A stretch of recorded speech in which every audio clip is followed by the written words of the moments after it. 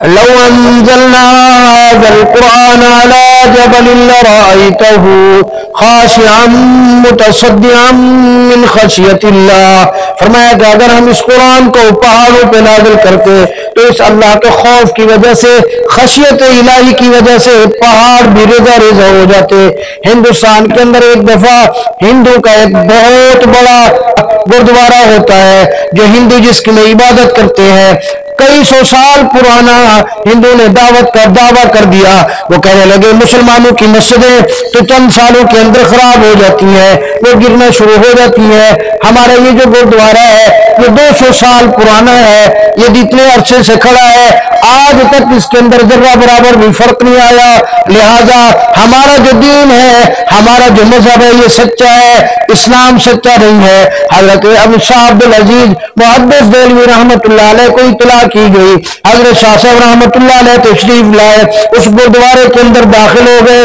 جب داخل ہوئے تو گرنے لگ گیا، اس کی چھت بھی گرنے لگ گئی، اس کی دیواریں بھی گرنے لگ گئی. سارے ہندو اور ہندو کا جو بڑا پنڈت تھا وہ دوڑ کے آیا، حضرت کے پاؤں میں پڑ گیا.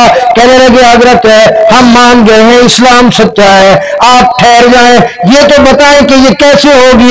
تو حضرت نے فوراً قرآن کی آیت پڑھی. فرمایا لو انزلنا هذا القرآن على جبل لرأيته خاشعا متصدعا من خشیت اللہ. فرمایا کہ قرآن نہیں پڑھا، اللہ نے قرآن میں فرمایا کہ اگر ہم اس کو پہاڑوں پہ نازل کرتے تو وہ بھی ریزہ ریزہ ہو جاتے. ہماری مساجد اس لیے جلدی گرنا شروع ہو جاتی ہے کہ اس میں قرآن پڑھا جاتا ہے، ہماری مساجد میں قرآن کی تلاوت ہوتی ہے. آج کے آپ کے یہاں گردوارے میں آج تک قرآن کی تلاوت نہیں ہوئی. ابھی میں آیا ہوں، میں نے قرآن پڑھنا شروع کیا تو اس کی چھت اور دیواریں برداشت نہیں کر سکی، گرنا شروع ہو گئی. تو قرآن کا بہت بڑا معجزہ ہے.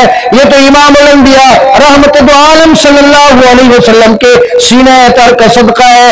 یہ تو حضور صلی اللہ علیہ وسلم کے سینہ مبارک کا صدقہ ہے کہ آج ایک چھوٹا سا بچہ بھی 30 پارے قرآن کے سینے میں محفوظ کر لیتا ہے، کیونکہ امام الانبیاء صلی اللہ علیہ وسلم کے سینہ اطہر پر اللہ نے قرآن نازل کیا.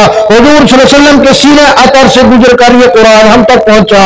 اب قاری صاحب نے قرآن سنایا، قاری صاحب کے استاد انہوں نے اپنے استاد سے پڑھا، انہوں نے اپنے استاد سے پڑھا، انہوں نے اپنے استاد سے پڑھا، انہوں نے تابعین سے پڑھا، تبع تابعین سے پڑھا، انہوں نے صحابہ سے پڑھا، اور صحابہ نے خود امام الانبیاء صلی اللہ علیہ وسلم سے پڑھا. تو اگر یہ قرآن امام الانبیاء صلی اللہ علیہ وسلم کے سینے تر سے گزر کے نہ آتا تو اللہ کی قسم انسان کا جسم، انسان کا سینہ اللہ کے اس پرتاؤ کو، اللہ رب العالمین کے قرآن کو اور جلال کو برداشت نہ کر سکتا.